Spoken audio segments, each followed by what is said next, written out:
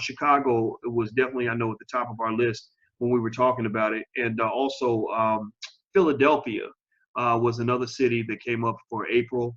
And there's a lot of other cities on the list. So we're putting together the tour right now.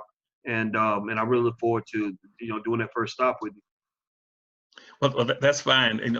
You're the 900-pound gorilla right now. I'm doing this because I've been asked to do it, I guess, for over the last 15 or 20 years, but I declined it. I'm doing this out of respect and appreciation for you, and secondly, because I'm too tired to keep running and giving speeches all over the country, and I have a lot of things I want to share with the country, particularly with the Black community, and I can't think of a more appropriate person, professionally and personally speaking, than you for me to do it with. And so I'm preparing my PowerPoint presentations, and because right now we're in a desperate situation across this country, and I think that you're going to be the driving force that might reawaken this entire country for Black folk.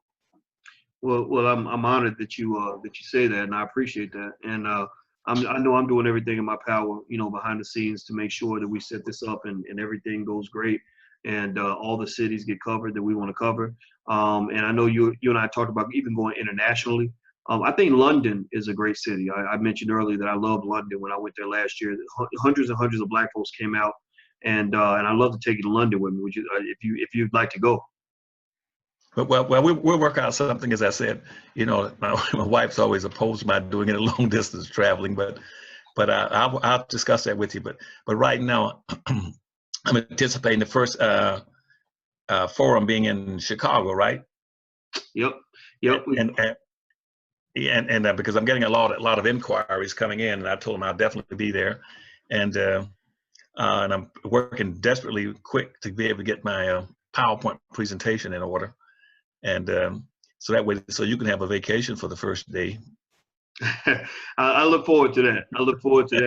Yeah, I think that it's what's great about it. What excites me about the 1-2 punch I think we can deliver is that you're really you are the foremost expert in the area of group economics in terms of what a community can do to empower itself politically, as well as just collective economic strategies, vertical and horizontal integration, all these things that can build industry. And I love coming in and talking about what you can do in your own family, with your own bank account, with your own, situation right there, so that when this army's built, and I see it like an army really, when the army's built, you become the best soldier that you can be. I really think that people are going to benefit from this a lot. Well, I think it's going to work out well, and as I said, I'm trying to anticipate the largest possible crowds you can get whatever venue you establish. I know in Chicago that the Harold Washington Center should hold about 600, 700 people, and I guess the biggest thing I'm going to need is just get me a slide projector and a screen, but I want Black folk to be able to walk out of there with some kind of a diploma or certificate indicating they've gone through the Poweronomics seminar, and they now understand the two primary elements of it, understanding in very comprehensive analytical terms the real reason that we fought for 500 years to get out of a ditch and haven't moved 1 inch. That's the first thing, and that's the morning session. The second evening is to say, now we have to change everything, our perceptions and everything, and how our code of behavior and code of conduct. And so the evening session will be based on here's how you get out of it. Here are the key elements of getting out of it. And also in the final few minutes, I'll tell them exactly how we're going to establish a national network to make sure they rebuild these Black communities, start these businesses, and understand how to redistribute wealth back into the Black community. So they're going to get a lot of beneficial things out of the understanding of how the system works, how to practice group economics, how to practice group politics, and I'll be showing you I'll be using probably based on my 5-story building, why it's critically important that Black folk rebuild these communities based on a common need, a country, common interest, and a common goal, and go from that 5-story all the way up to the 5th floor, which would be going from economics to the base floor. Once you build your community, start building an economy, then taking the money and resources that you produce in that economy and move to the 2nd floor, boys, to learn how to practice politics and use politics as a key element. And it contrary to what Black folk have been taught and indoctrinated and cultivated to believe, politics has no strength and power if it doesn't have an economy behind it. And that's why what you're going to be teaching the following day buffers that and supports it. You got to have an economy for politics to work. And I'll tell them why it doesn't work. We'll go through that. Then the 3rd floor, you take that money that you got off the 1st floor and you got started to learn how to control the court system and the police system in this country, just like everybody else does.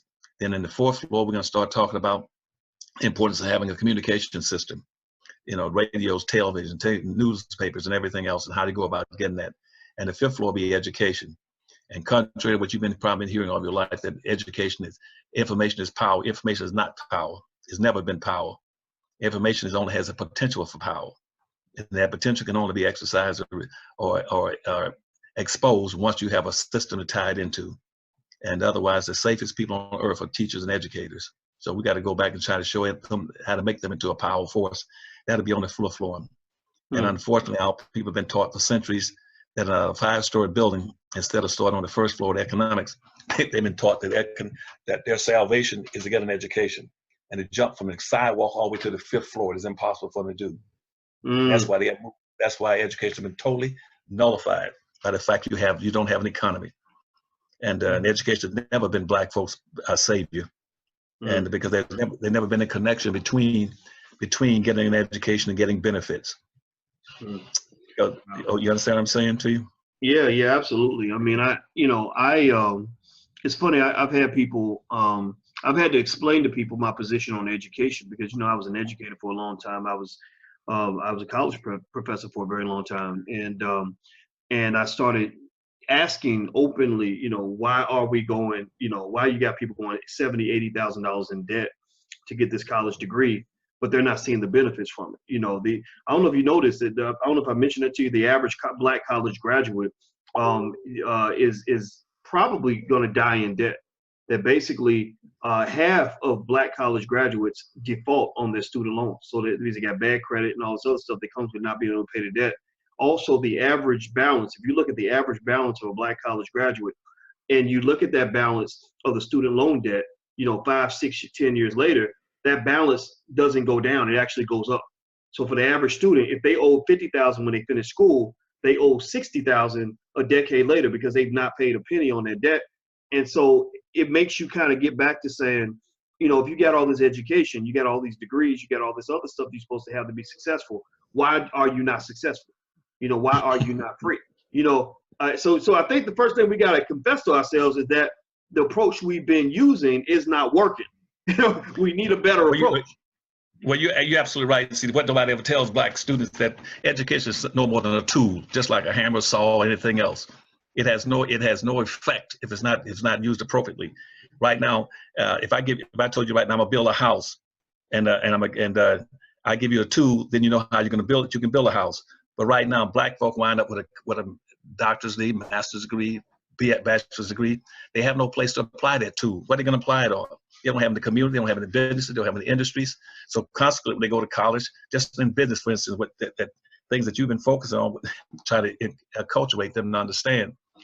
Most of our black colleges would teach something like they'll teach business administration. Now, business administration, what does that mean? That means, well, that would teach you how to administer and run other people's business. I don't need the black folk learn how to run other people's business. Back when I was a kid, they call blacks will get an education, so they become household servants. They go out and take care of other people's house, spend all day washing clothes, cleaning up people's house, taking care of everybody else's home except their own. And what I need black folks to do is cease and desist and looking for business administration and start talking about business development and industrialization for black folk. See, the whole thing is off. And that's why it's imperative and important in your program now to go across this country and start telling people information is nothing but a tool. If you have no place to apply it, it's useless. That's why I got all these black kids graduating with master's degrees and doctor's degrees working at McDonald's and Taco Bell as clerks in the window, in the drive-through windows. They have no place to apply it. They got master's degrees, but they master nothing because the schools have never taught them how to build and how to build and develop. They go to school just to be someone's servant. And that's been true ever since after the Civil War. When the first educational system built this country with a public school system, they weren't built for whites, they were built for black folk. All those black children that of slaves and blacks to get an education, because prior to the end of the Civil War, it was against the law. It was against the law, Dr. Watkins, for a black person to be taught to read and write. If you got caught talking about or teaching a black person to read and write, it would cost you 100 lashes and $39. $100.39 lashes to be caught teaching a black person to read and write. And in the South, it was a death sentence.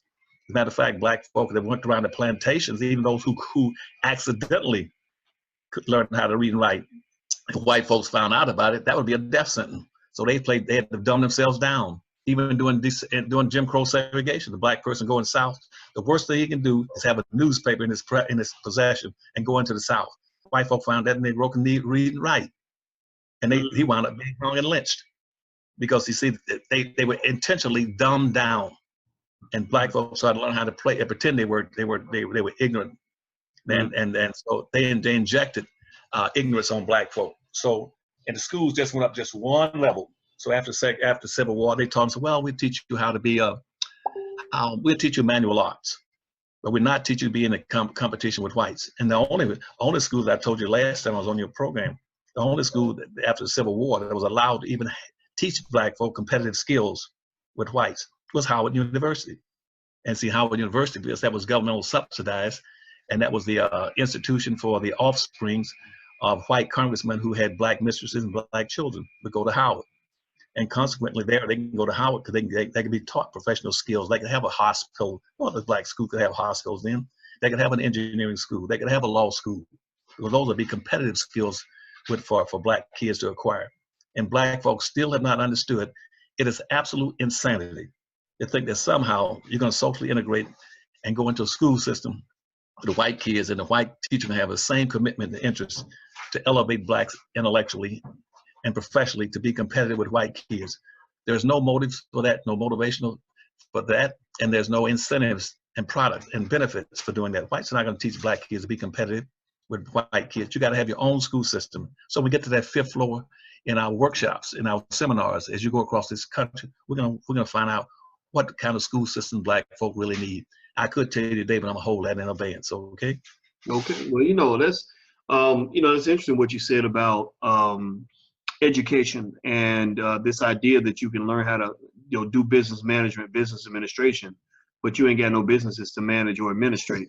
You ain't got, all you can do is go across town, to your press's business and say, can I administer your business for you?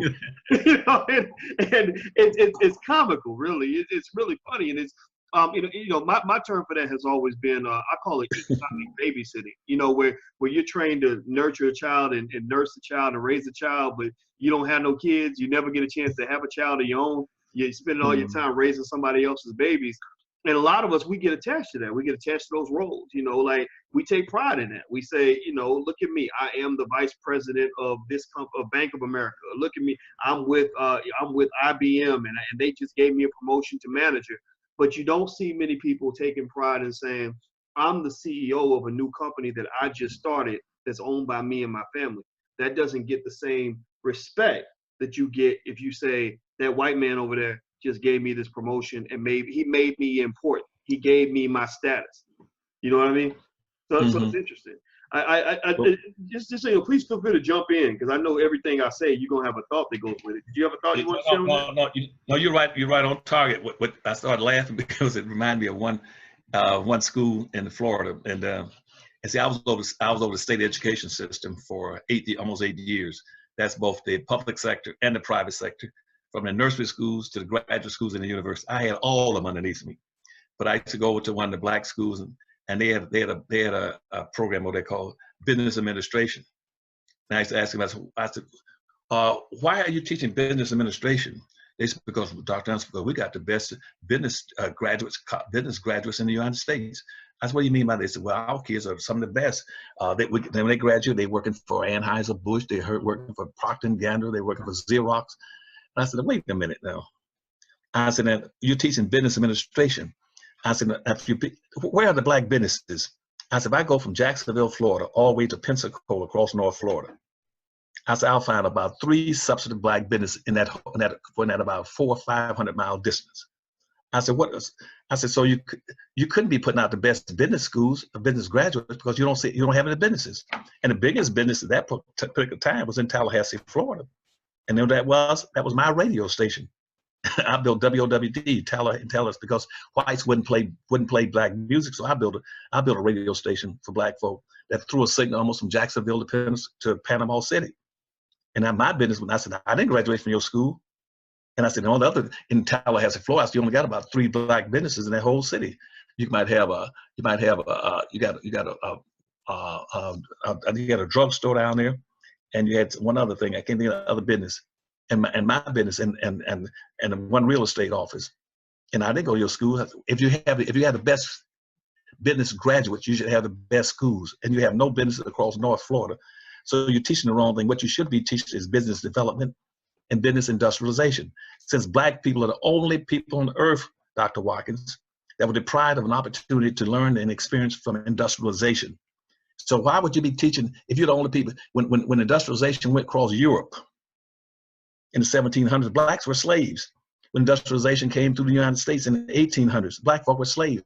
Black people are the only people on earth that have never enjoyed the fruits and benefits of being taught industrialization, how to build industries.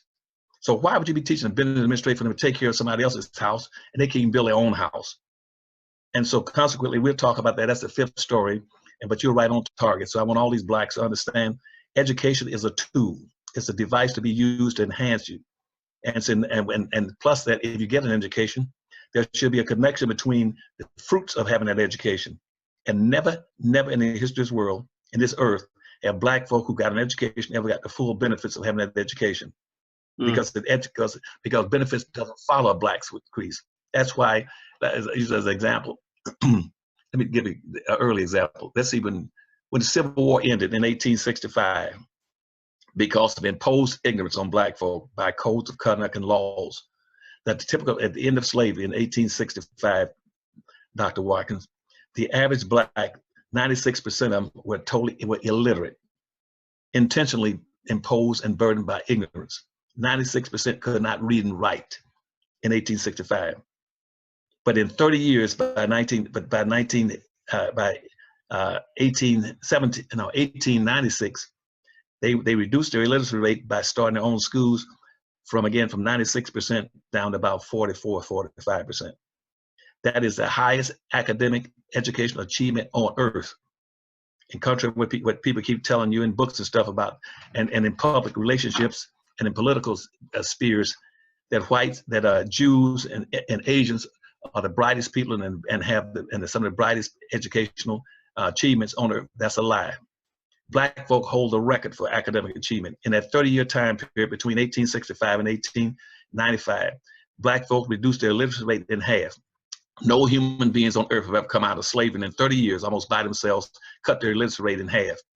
Now, during that same 30-year period, we had immigrants pouring in. We had about 24, 25 million immigrants coming in this country from Europe. Guess what? Their illiteracy rate was 96% too. Most of them could not read and write. 96% of the immigrants coming to this country could not read and write. As a matter of fact, the people who wrote the United States Constitution in present-day contemporary terms, that their education was about a 4th or 5th grade education. All those people that you think call the founding fathers. But black folk, though, set the highest achievement. But during the course of that 30-year period, when those immigrants came in here with a 96% illiteracy rate, they came and became the management class. And black folks stayed at the bottom. They brought in all those Europeans over here who had the same illiteracy rate that blacks had. But they came in, but they went over black folks, and blacks went to the bottom. There was no benefit for black folk reducing their illiteracy rate, cutting their illiteracy rate in half. They didn't get any benefits. So by 1950, what happened is that a black college graduate in the United States, like a teacher and anybody else, could not earn what a white person earned. That a black person with a college degree in the 1950s could only earn less than 1/2 of what a high school dropout earned. Because there was no direct connection between black folk getting a degree and getting wealth and resources. And that comes from the fact that they failed to build an economy at the bottom on the first floor. They have no place to apply their tools. And I don't care how much education you get, Dr. Watkins, it makes a little different if the people who are going to determine the value of education is in another grade race and in another community. You come in with all kinds of degrees, and they say, as far as we're concerned, we don't need you. So you got a doctorate degree, but your education to us is still at the level of a janitor because you got no place to use it. You don't have a community. You don't have any business. You don't have any industries. You don't have any factories. So nobody needs your education. We're just being kind and generous by giving you a job outside your community. There you go. I don't have anything to add to that. I think that one of the things I've always, from the very beginning, when we put together the Black Business School, I told the students, I said, I'm not trying to put together a class. You can go get a class at a lot of places. We're trying to build an economy. That means that everybody that's coming through, everybody that's learning, everybody that's graduating, everybody that's getting certifications from us, we form networks so that you have the ability to develop the ecosystems that you need in order for industrialization to take place, in order for investment to occur, in order for you to work with each other, work for each other, share networks for customers, contractors, and all that stuff. And you keep your money, you keep your expertise, you keep it all in-house. You gotta bring it back. And it seems to me that in the way a lot of our families run, you can have a family full of very skilled Black people. You might have a doctor, a lawyer, an engineer, and all in the same family. And all of them take their energy and their intelligence, they point it outward. The doctor goes to work for this man over here, the lawyer's working for this person over here, the engineer's working over there. And it's none of it's being kept inside the family, almost like opening the window and letting the air just go out the window instead of shutting the window so the air can circulate. And so to me, economic systems are supposed to be built in a way where the circulation is kept contained. And I think when it comes to our money and our resources and our skill, it's not contained. But to the point where we're serving everybody else, we're boosting everybody else up. And then we wonder why when we come home after we finish working for that white man across town, there's nothing there. There's nothing happening in the neighborhood that we wake up in, but all the industrialization is happening across town, and we are fueling that industrialization with our so-called education. Well, you're right on target. So I'm very hopeful that your program and your tour this year will produce some fruits for Black folk to finally come to understand there's a major difference between acquiring income and acquiring wealth. What they don't have is wealth. Wealth is the key. And most of our Black slaves in slavery, when they performed into slavery, they're always seeking full employment. They were full-time employees in slaves. They had full-time employment, but there's no connection between them getting benefits out of it. And so most of our people now, what they want to do is get a job for income. There's a difference between performance income and wealth. Wealth is what you have left after you have an income. You pay your bills and pay off your debts, and consequently, most Blacks don't have any wealth.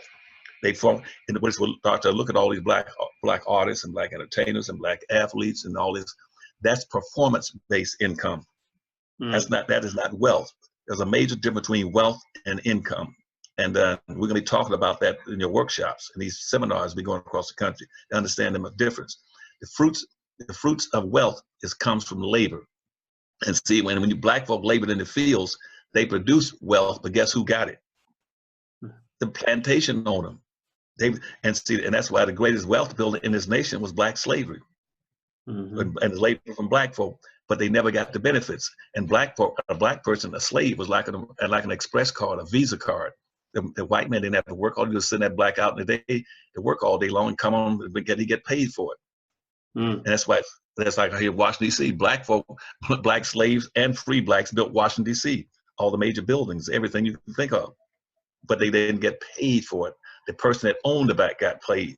So why in the world would Black folk be educating Black folk to still go out and work, to leave their communities, Dr. Watkins, to leave their communities across America, to leave their dress up, clean up, and go and catch a bus and go to somebody else's neighborhood, somebody else's community, and look for a job so they can work for them and provide and produce wealth, resources, products, and income for them. That takes you back to 1638, when Maryland passed the first slave in code law, which says that Black people in America would never be permitted to enjoy the fruits of white society, that they are there to provide comfort and relief and wealth for whites. That was set up in 1638. You haven't changed if you're just teaching business administration. You're just teaching somebody else to take care of somebody else's business, take care of somebody else's home, take care of somebody else's community. And hopefully, this program you're going to try to run this summer. That's why I'm just proud to be working with you on this. We're going to try to stop that and reacculturate Blacks and change their entire perceptions. And we're going to go after their perception levels. Okay? Yes, we will. We will. I think that what you're doing is incredibly important for obvious reasons. And I think that, one of the things I think is really important to everybody who's listening. First of all, if you don't know who I'm talking to, it's Dr. Claude Anderson. He's the author of the book Powernomics. I actually have a copy right here in front of me. I keep my Powernomics book with me almost everywhere I go. I want everybody, that believes in this to understand what we're trying to do. What we're really trying to do is a 50, 100-year project. I want you to commit to making sure that your children are aware of the concepts behind Powernomics, that they're aware of sort of how this game is skewed against them, and also just aware of what the pillars of wealth are, where the real prizes are located, because they're going to hear a lot of messages all throughout their life from people that will say, oh, well, just go to school and get a degree so somebody will give you a good job and all this other stuff. And it doesn't mean you shouldn't go to school. It doesn't mean you shouldn't get the degree and all that stuff. And nobody's making fun of you if you have a job, but that's not the real prize. That's not where the power is at. Being close to another man's power does not mean you got power. That's his power. So that's why when you see folks, you'll see black folks, they become overcommitted to the system to the point where the white man they work for takes their power away and they're ready to go jump off a bridge. You ever seen that? They're like, I need to take antidepressants and I had to see a therapist because these white people, when they took something away from you that was never yours. The reason you're going crazy because you was living off an illusion that was never your power to begin with. That's why they took it. So I think that, just sort of, I know for myself, when I went through that journey where I started realizing how the world actually works, I really liked the Powernomics principles because it was built on something I understood just from being an athlete. I remember, when I used to run track and play football, I knew basic things that said, your opponent is never going to give you any points for free. So us waiting for white folks to give us things is a flawed strategy. Ain't gonna work. I also knew that your opponent is gonna try every trick in the book to distract you, to stop you, to undermine you, whatever. And he might even cheat, right? And so I know that in the real world, that's the way the world works, And I also know that when you see your opponent distracting you and cutting off your, stopping your offense and doing all these things to stop you, you can't cry about it. You got to figure it out. You got, you could be upset, but then after you get upset, you got to sit down and draw a better game plan so you can win. I also know that in a football game, if you want to beat the opponent and score more touchdowns than them, that you're going to have to practice. You got to be ready. You can't practice for the game while you're in the game. You got to practice for the game before the game starts. So in my mind, as we're getting ready for the big games in the future, our children and grandchildren will be playing in the big games. They're going to be playing in the economic Super Bowl of life, right? Which means that we got to make sure that they are well trained, that they have gone through the X's and O's, that they know every strategy, that they know their opponent, that they know how to score points, that they know how to play defense, and all of this so that they don't get fooled into the game. Because right now, we're like the football team that gets on the field and just hands the ball over to the other person because they asked for it. Or they come up and say, well, just give us the ball every time you get it. And every touchdown we'll give you half the points, and that's really what we think. Like, we give away all of our wealth, all of our power, and we waiting for something, and we get mad because they don't give anything back. Well, that's because we don't understand how the game is played, So I like Powernomics because it talks about exactly how the country got to be where it is. It talks about exactly how Europeans got their power, exactly how we got duped, and exactly how we can fix it. And so everybody in here, please have your children read that book before they read anything else. And that's what I got to say on that. Dr. Anderson, please go ahead. I said a lot. Yeah.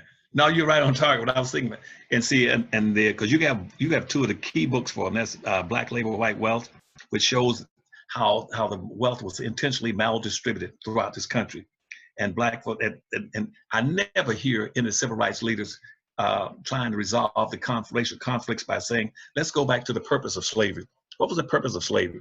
Purpose of slavery was intentionally to maldistribute almost 100% of all this nation's land, resources, businesses, income, privileges, rights, and controls of all levels of government to the hands of the dominant white society. That was what it was set up for. Now, and that means you came out that black folk wound up with 0 and whites wound up with 99.5%. So now how are you going to play in a game by talking about, well, we need equality. You can't get equality unless you go back and redistribute the resources and the wealth and private and privileges and all these things. They have never done that. And one of the greatest, I guess, jokes is to keep talking about equal opportunity and equality in a society where 99 and 1/2% of everything's been maldistributed. They said, what are you going to get? Well, I like to have a little social illusion. I could pretend that I got something. And I said, yeah, I remember that, because the guy, George Gershwin, wrote that song back in 1935, that opera, Porgy and Bess, to summarize black folks' attitudes about that, where Porgy's out in the middle of a black neighborhood singing, I've got plenty of nothing, and nothing is plenty for me. And we still believe that. Black folk, nobody shows black folk how to get the thing we miss, and that is wealth and control of these resources. And that never happens. And if you go back to slavery again, see, blacks never have been taught the social construct that we're embedded in. We're locked into a social construct. And I said, you know what I don't know what a social construct is. How can you get out of something you don't know what it is? The social construct was set up, and then in that social construct, you know what key elements in it? I don't know that. I said the first one was called a doctrine of unequal exchange. That was the first thing put into the social construct. That means that whatever black folk come up with, we're going to take it from them and get nothing in return. That's why when they went to Africa and they were buying black folk for $25 a piece and bring them to the United States and having those black folk produce every year so much wealth and income for them. A white plantation owner would spend something like typically about $12 a year to support a slave. But he demanded he gets $56 to $60 in return for that slave every year for his investment. And that's where capitalism, all that started. Nobody tells black folk that the doctrine of unequal exchange applies to black music, for instance. Black folk have the genius and talent for creating music in this country, and the dance and the slang. They've been doing that for centuries. But guess who dominates and controls those things? It's white companies and white opera, and it's the Benjamins. They control it. Black folk don't control the music industry. They never have. That's why, whether it's jazz, blues, Dixieland, or whatever it is, rhythm and blues, or any kind of music comes up in the history. When whites came to America, they only brought one basic form of music, and that was classic music. And the only thing they sang was opera and doing dances. They had certain kind of operatic dances. That was it. All the dances, even the country and western music, came out of the black lexicon. Blacks produce all the music in this country, but guess who benefits? Everybody but blacks. And the king of any kind of music is whites in this country. That's what you call doctrine of unequal exchange. But anytime slavery was a doctrine of unequal exchange. Blacks worked, but they didn't get any benefits. But in your programs, in our seminars, we're going to talk about all these things. I'm going to break them all down and show you in factual, quantitative terms and qualitative terms exactly how all those schemes work. They're going to learn in your program every scheme they use in the social construct to make sure they lock and box black folks so they never get any benefits, and how they corrupted everything that should have benefited black folk was corrupted through a whole nother bunch of schemes. We're going to itemize all those schemes that are used to keep black folk contained. That's why I want every black folk to walk, crawl, or jump or run to get to your program to be there. I want lines lined up for blocks away, 2 or 3 blocks away, trying to get to your program when you hold these sessions or workshops in these various cities, starting with Chicago. Well, I look forward to it. And, really when I think about, my vision for the community long term, I would love to see, 50 years from now, where we've got, hundreds of our own schools all across the country, of course, thousands of more businesses, and really our children all kind of understanding that your outcome in the game is determined by which position you choose to play. Like if you walk into the economic system hoping to be a laborer, then that's pretty much what you're going to be. If you go into like my daughter, for example, my daughter told me she loved hair, beauty, and makeup, and she said, "Was there something wrong with that?" I said, "No." She said, "Well, you're a professor. I don't know how you feel about your being a professor with your daughter being a hairstylist." I said, "No, there's more money in the hair and beauty industry than anywhere else." I said, "And you're damn good at what you do and you love it, so you should definitely pursue it." I said, "The question you must ask yourself is which position do you want to play? Do you want to be a stylist in the hair salon working for some big corporation where they're telling you what to do and they're paying you a whatever wage they want to pay you? Or do you want to be a CEO who's running a chain of hair salons around the country? Like what position do you want to play?" And so a lot of times, oppression, I have found it becomes a two-way street, a two-person tango. You know, while we can certainly say, you know, we know what the white man's going to do. We know he knows his role in white supremacy. He knows what his part is, and he plays that very well. But what we don't talk about is the fact that we become complicit in that whole process. You know, if they decide in this room, all the whites will be in the front and the blacks will be in the back. Well, you know, sometimes you got some blacks that need to get told to go to the back. And then you got some blacks who go straight to the back without being told. You know, because that's where they say, well, this is where the niggas are supposed to be. So I'm gonna be in the back with the niggas, right? So I think that ultimately what I want to see is our children going into the economic system. They're all gonna play the economic game. I want to see them go into the system with a mindset that says, okay, I'm going into this in a way where I want to be the boss of something. I want to be the investor. I want to be the industrializer. I want to be the owner. I want to be the business developer. You know, I think we need to kill all the conversation that says, I hope that somebody will just give me a job. That should be your fallback option. That should be what you do if you can't make nothing else work out. But I think that we have a lot of captains of industry. We have a lot of children who could have been billionaires, who could have run companies that employ thousands of black folks, but they never reached that potential because they never aimed for it. You know, if you set your goal, in that regard, Boyce, why would a black family encourage their kid to go out and look for a job? Why would they do that first? Why would you send your kid off to college to get an education and then come back and get a job? And see, that's the first question. And now the reason I'm asking that question, because on the opposite side of that, the answer is that 87% of all the income that whites get in the society, you never corrected the whole purpose and benefits that came out of slavery, 87% of their income is unearned. They don't work for it. So why would you sit there and tell your people to go out and get a job where they can work? That is counterproductive. Nobody's that stupid. They draw their money and their wealth from all the wealth they have embedded in trust accounts, saving accounts, in the factories, buildings, businesses, and capital gains, and insurance policies and trust accounts. They don't, and for rentals, for property, for business property they own, and from rent and apartment complexes. Why do you keep telling our people? I'm not talking about you now. I'm talking in general. Why would our leaders keep telling our what they need is a job? Black folk don't need jobs. You don't. If you got the wealth, you don't need a job. Donald Trump doesn't have a job. All he does, he's acquired enough wealth by what his father did in terms of running all kinds of illicit activities with prostitution and drugs and stuff in New York places. He doesn't have. He got inheritance. That all the wealth that was gained in this country that whites got free when they came to the country, it's been passed on from one generation to the next. For 21 generations have gotten it. They didn't work for it. They got it through inheritance. 87% of what they get is inherited. 87.5% means that every white child, the day he's born, I've said this to you before, 87% of everything that he gets it at birth. When he's born in the hospital, because everything, almost 99% of everything he needs is in his community, in his church, in his schools, in his universities, in his bank account, in his industries, in his factories. He can hit it every day when he wants to. The black child comes to this earth with zero. There's nothing in his neighborhoods. A neighborhood is an empty bucket with holes in it. And right now, 70% of all these black folk right now living around these industrial areas, they own nothing. They own nothing.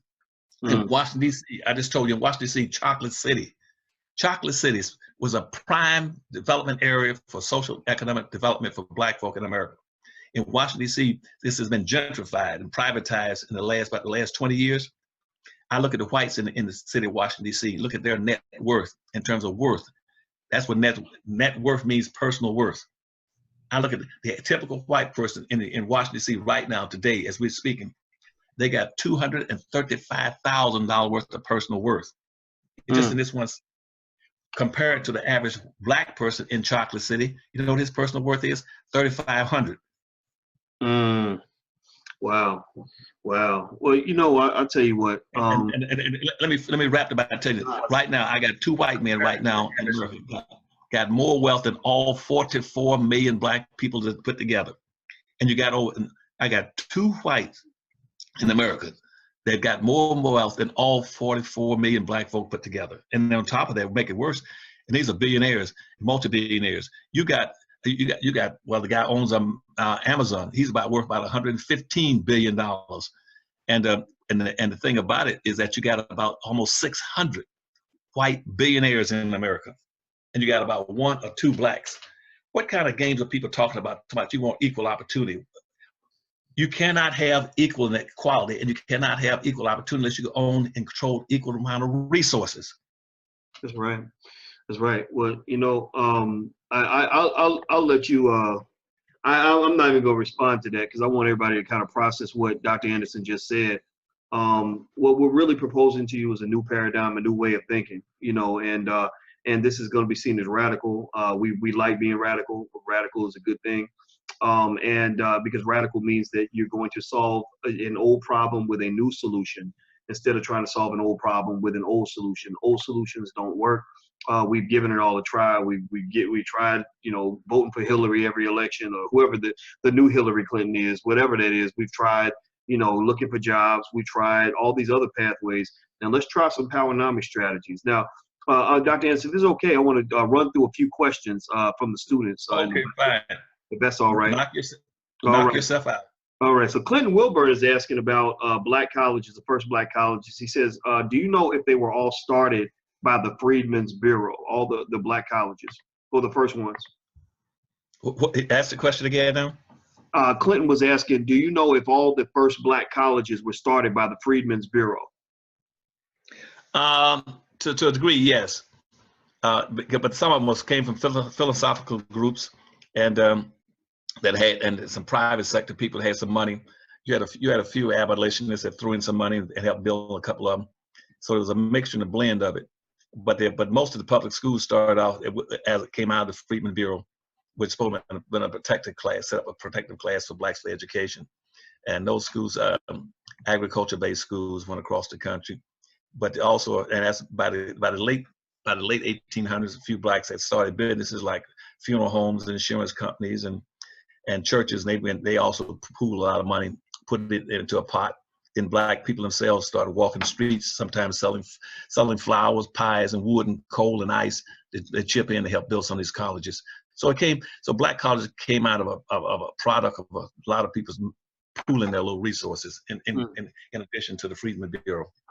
Well, you know, yeah, but you know, I always point out Simmons College in Kentucky that was built by former slaves and ended up educating thousands of blacks. You know, I think that, you know, one of the things I think that provides an opportunity is the fact that it doesn't cost a lot of money to build a school if you have people willing to do what it takes to make that school operational. So I personally think if we, by just supporting the black schools that exist already, the black independent schools that are out here, and building a few of our own, you know, just on an efficient budget, I think we could educate a lot of our own children. What do you think? Yeah, but a part of the problem you got now is that since the integration social illusion was set into place, that a lot of black colleges have been weakened down almost nothing. They're no longer really black colleges anymore. And right now, thinking if I would start at the instructional level, probably I would say about 65% of all the instructors in black colleges are not even black anymore. Yeah. And then and under the public policies that was set in to neutralize blacks' potential for getting power and wealth, they made them they followed the admonishments of Martin Luther King that says, let's be colorblind. And so now you can go in these schools and they can't even teach very strong black history or black any kind of thing dealing with the enrichment of black folk. And they're restricted from holding a lot of black events. They say you're too black. So blacks now have been neutralized down almost to nothing. And even things like black college, the HBCU's funds that were coming out was set up strictly for black colleges and out of the Freedmen's Bureau in those days.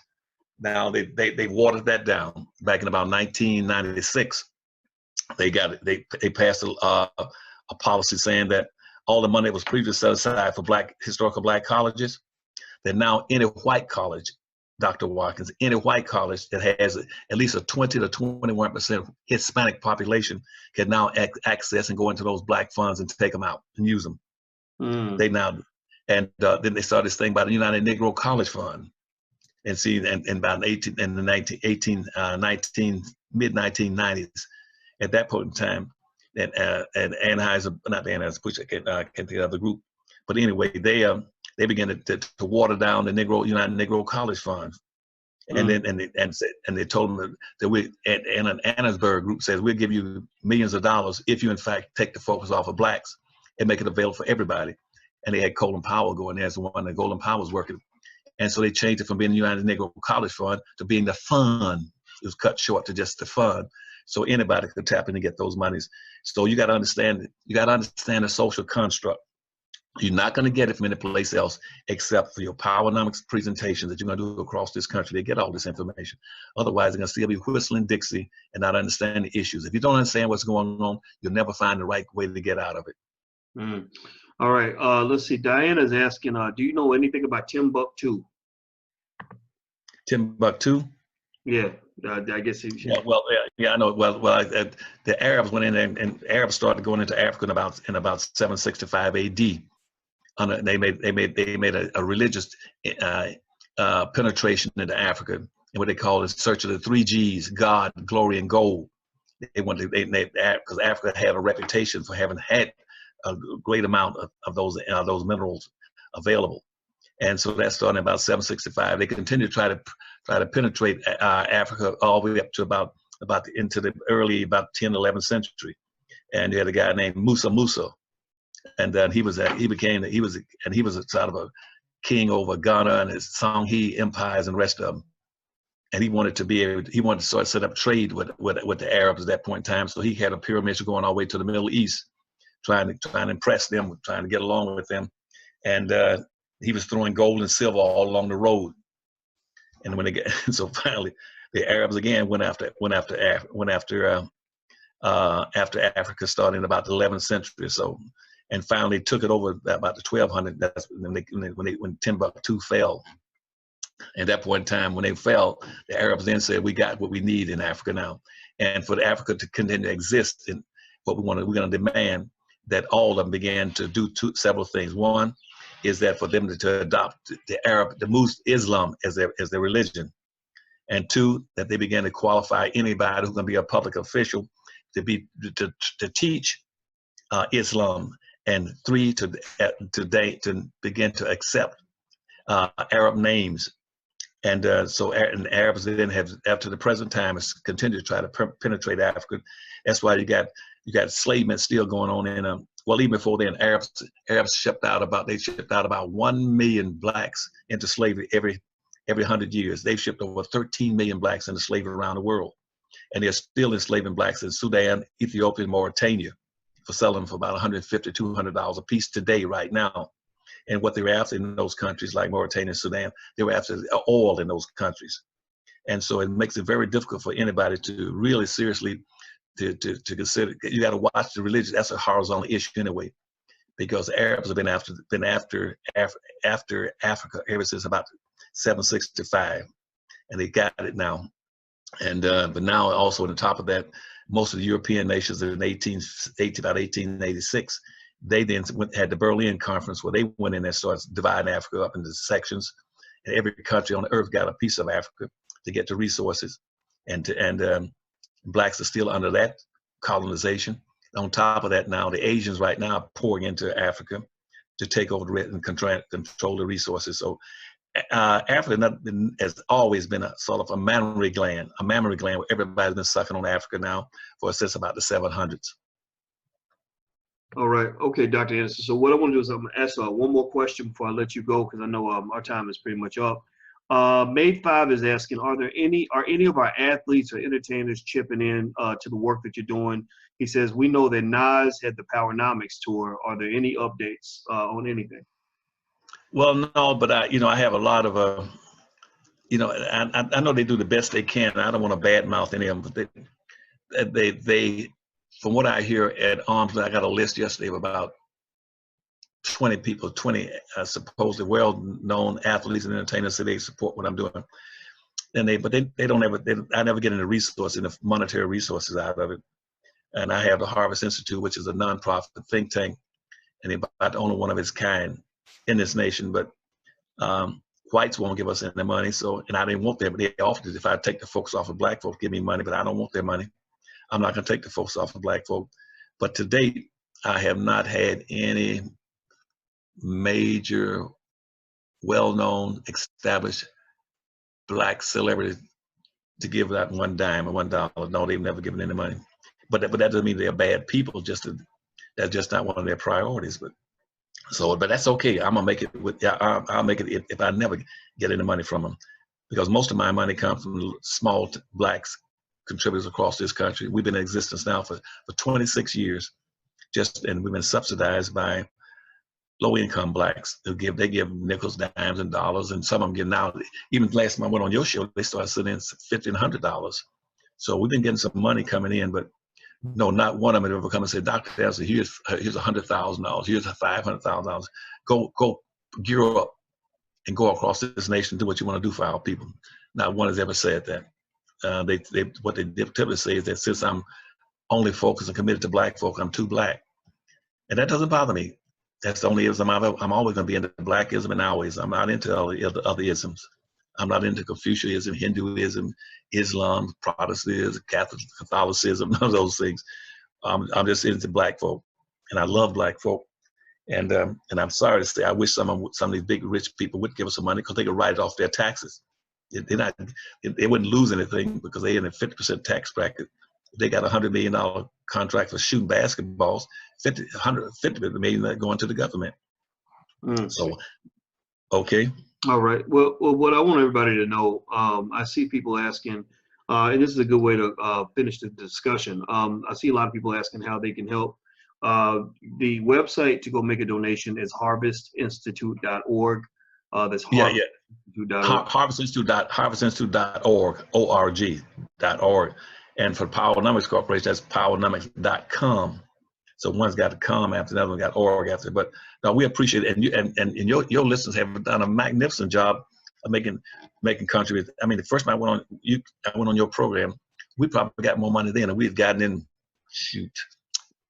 maybe in 5 years. That's how. As I'm confessing this publicly now, maybe I shouldn't be doing this, but our budget last year was only about $35,000. And so, I mean, we don't get the big money. Most of the money comes from what I put in for giving speeches and running around the country and selling books. But all my life, I've been obsessed with the fact that I'm sick and tired of people beating up on black folk. I love black folk.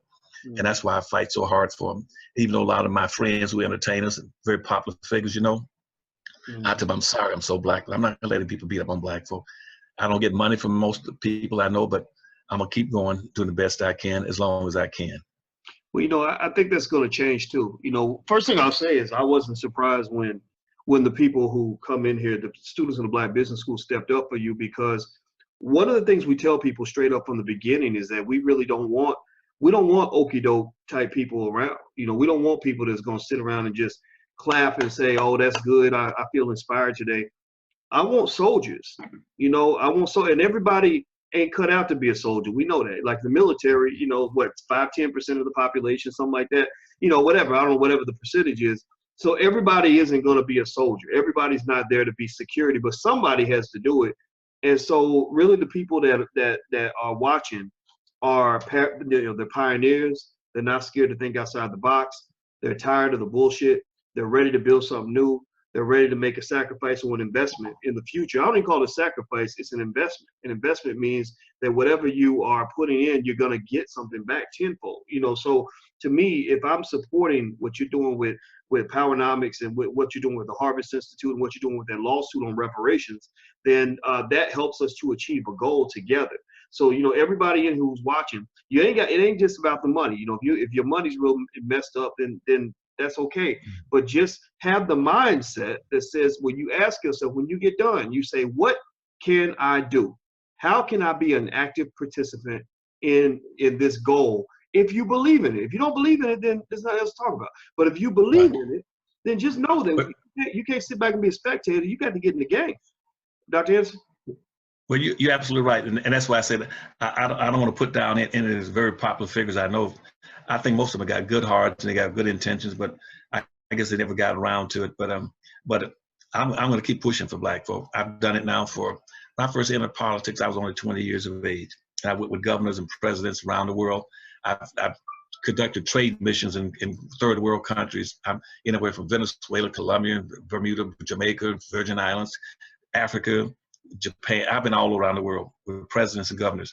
But by the same token, I've always maintained a consistent belief in my own people.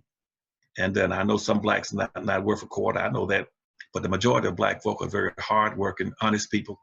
And sometimes I feel a little sorry for them because they make their contributions and they're giving the best they can. They just don't have that much money. They don't have any wealth.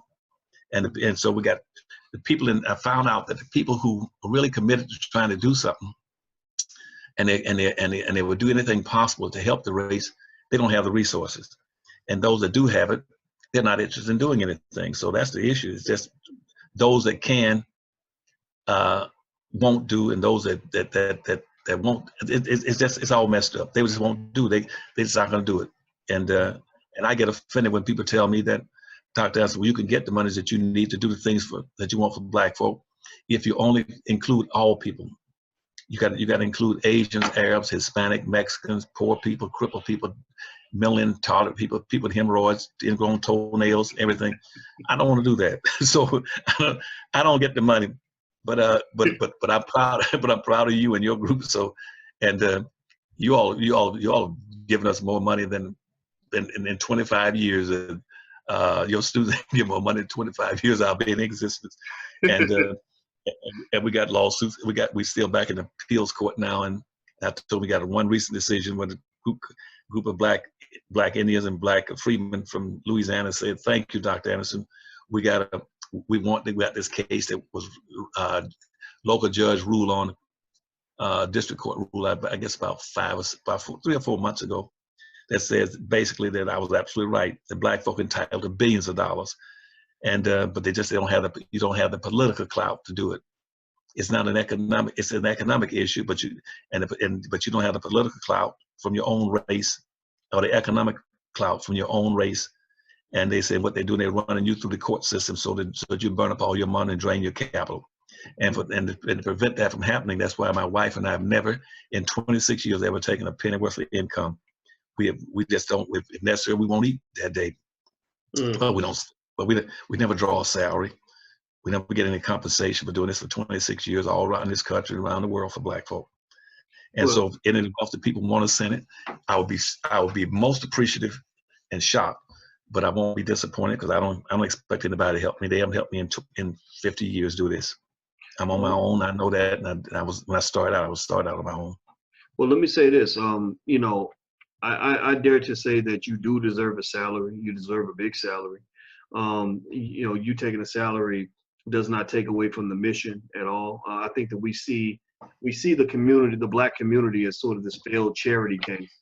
And when I look over at white folks that are doing good in the world, whether you're talking about somebody that runs large religious organizations or large charities or whatever it is, or large investment companies, they make sure their families are taken care of also. So in my opinion, you do deserve to be rewarded for the sacrifice you've made. But then also what I'll say is this, look, there's 57,000 students in the Black Business School now. I'm personally going to just ask everybody and those who are not yet, who haven't joined yet, feel free to, come in and take a look. You're going to love what you see. It's a wonderful place. It is better than Wakanda, because Wakanda is owned by Disney, and Wakanda ain't real. Wakanda is from that movie, The Black Panther.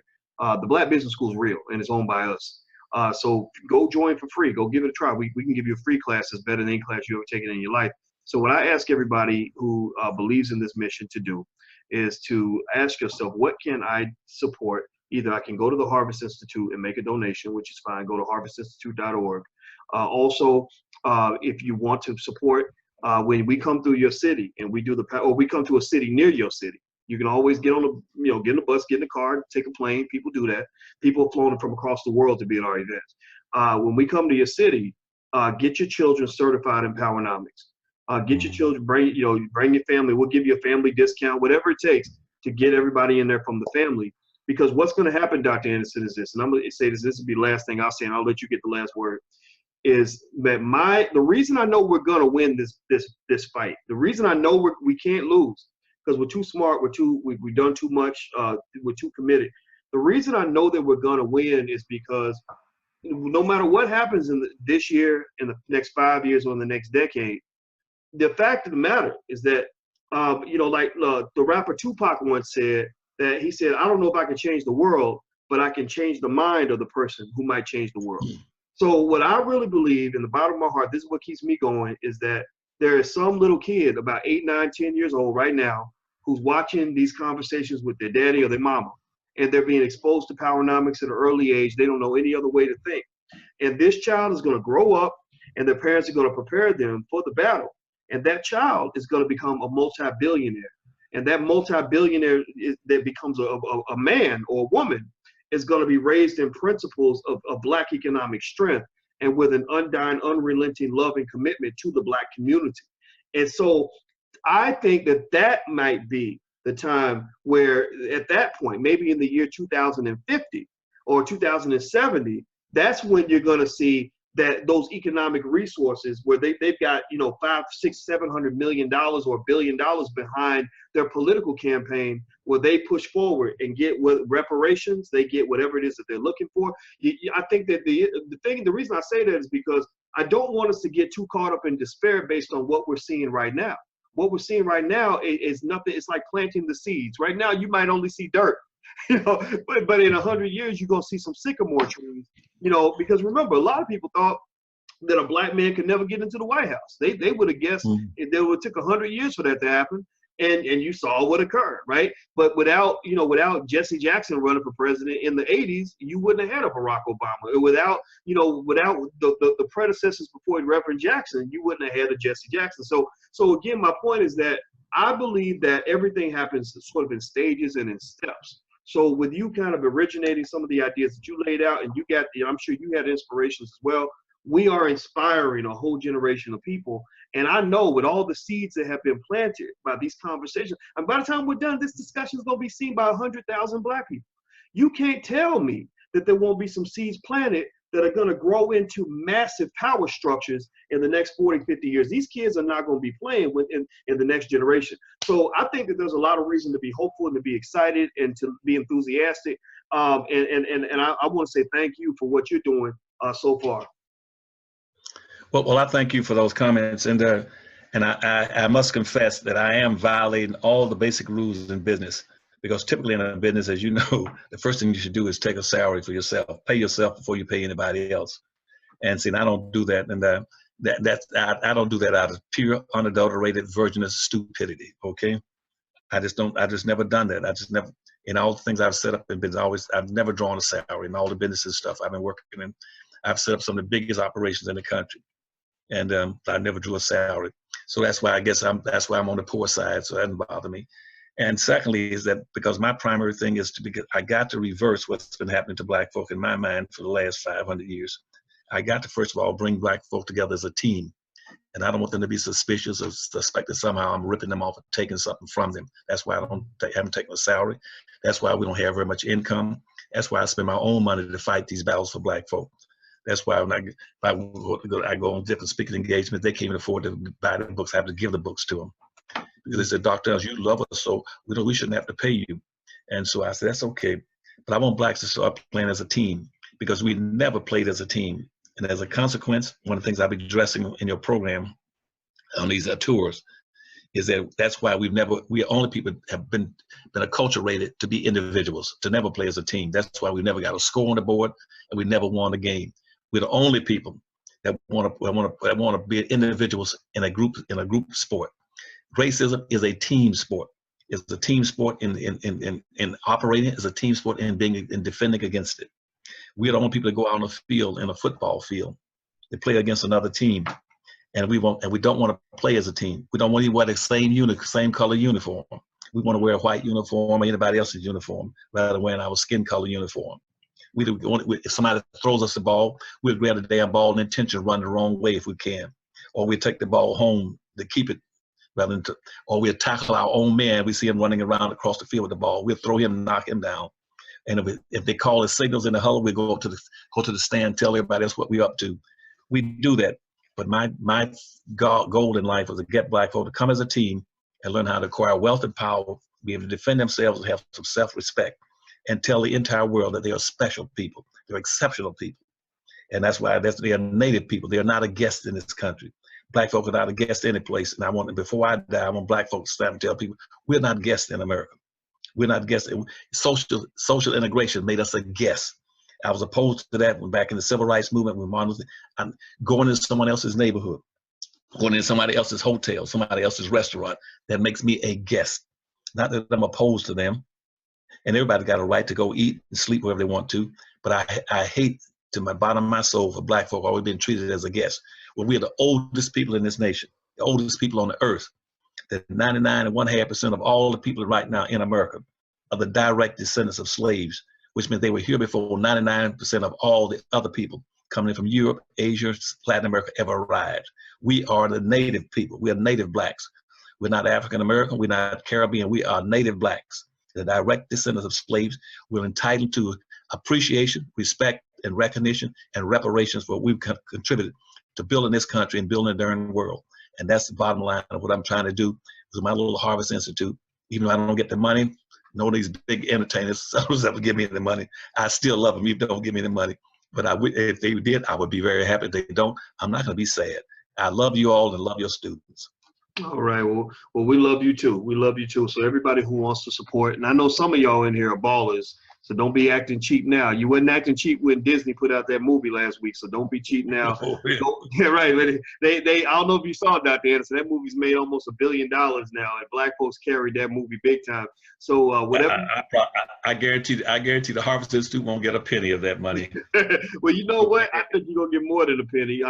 Because I'm gonna tell you what I've told people, and I'll tell you guys this again, is one good benchmark to decide, how much you might want to support what Dr. Anderson's doing with the lawsuits and everything is look at how much money you spent the night you went to see the Black Panther. If you took, your 2 kids and your spouse, and then got the $5 popcorn and everything else, and then went out to dinner, you might have dropped as much as $100, maybe $60, maybe $50, whatever number you spent.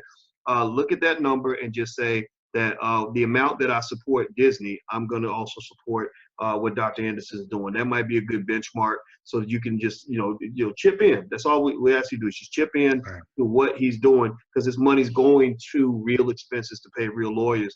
Also, if you want to go deeper, some sort of consistent relationship, like I said, we're going to go to a lot of cities doing these Powernomics certifications. Every city we go to is going to cost us $25,000 to $30,000 to set up shop in that city. So your support makes it possible for us to do this. You will walk away with a benefit that is far greater than anything you could have ever gotten from that $50,000 a year university you went to. We love you. We care about you. We are here for you. And so, and if you don't feel that way, then we also have money back guarantees and everything else in place. So there's no risk whatsoever, but bills have to be paid. Things have to be done. And in order for those things to get done, sometimes ain't nothing going on but the rent when you are paying tens of thousands of dollars every month to operate and educate Black folks. But we've got an engine, we have a system, we have a process, the system's working. And that's why people are threatened by this, because we are disrupting and undermining power structures that have benefited tremendously from Black folks being sloppy and uneducated. And I told you guys not too long ago, I had a conversation with a white guy, Dr. Anderson. I never told you about this conversation, but there was a guy I talked to. He's a very libertarian white guy. He has a lot of money. I'm talking about $1 billion or so. And one of the things that he said, I talked to him a little bit about what I did. I just mentioned it. And he said, be very careful. He said, because what you're doing when you're educating millions of Black people on economic intelligence, developing businesses, keeping their resources, questioning the Democratic Party. He said there's a lot of people who will feel uncomfortable about that, and they're going to shoot back at you. He said, be ready for every dirty trick, be ready for every type of attack, be ready for everything. He said, because you can't run up on the beaches of Normandy and then get upset because they shooting back. He said, if you go in and you taking something that somebody else feels like they own, and everybody feels like they own Black people, everybody got their little teeth, and they got their little chunk of the Black community. When you take something that other people feel like they own, then they're going to fight you to the death for it. So I'm ready for the fight, and I know you are. And so everybody else in here, I want to say thank you guys for being a part of this. We can't do this without you. So thanks a lot, Dr. Anderson. Right, and thank you for pushing the Harvest Institute and any major contributors would be definitely appreciated. But keep in mind, tell them that not only 1866, we got almost 5 major lawsuits. And these lawsuits, each one stands for billions and billions of dollars. And what I try to do is to try to push for reparation for Black folk, not based on emotionalism but based on mere facts that we are a nation of laws, and the highest law in this country are treaty laws. And all I ask the society to do is to effectuate or enact or enforce the laws that are already on the books in behalf of Black folk, and cease and desist in mistreating Black folk and misusing, abusing. That's why I'm not a civil rights leader, and I don't play that game. I'm not trying to save the world. I'm trying to save Black folk. And if they never give me one penny, I could care less. Okay. All right. All right. Well, thanks again, Dr. Anderson. And thank you. Thanks, everybody. And by next week, I should have some data for you and information for you about the Powernomics tour. If you ever want to just get text message alerts for when I might go live, stuff like that, you can actually text the word Boyce to 31996. Text the word Boyce, BOYCE, to 31996, and you'll be on our text message list. I can shoot you a text, let you know what's going on. Also, if you want to make a donation to the Harvest Institute, the URL, please write it down, please share it, please tell everybody go tell somebody on social media. It's harvestinstitute.org. That's harvestinstitute.org. I have no doubt that out of the 100,000 people that'll see this video, one of y'all, at least one of y'all, probably got a cousin or a brother who plays for the Seattle Supersonics, who's dropping $100,000 in the strip club. Tell him to go drop $100,000 on the Harvest Institute, and I'll publicly thank him for his donation. I will publicly acknowledge anybody who goes in and helps set the budget for the organization. I know I'm gonna do my part, but that's not gonna be enough. I need everybody's help on this. So you guys take care, have a great day, and it's good to see you again, Dr. Anderson. I guess I'll see you next week. Thank you, buddy. When you get a chance, give me a call, okay? Yes, sir. I certainly will. I certainly will. And have a pleasant day. You too. And tell all your students I love them. Yes, I will. They heard you. All right. Take care of yourself, sir. All right. All right. Bye-bye now.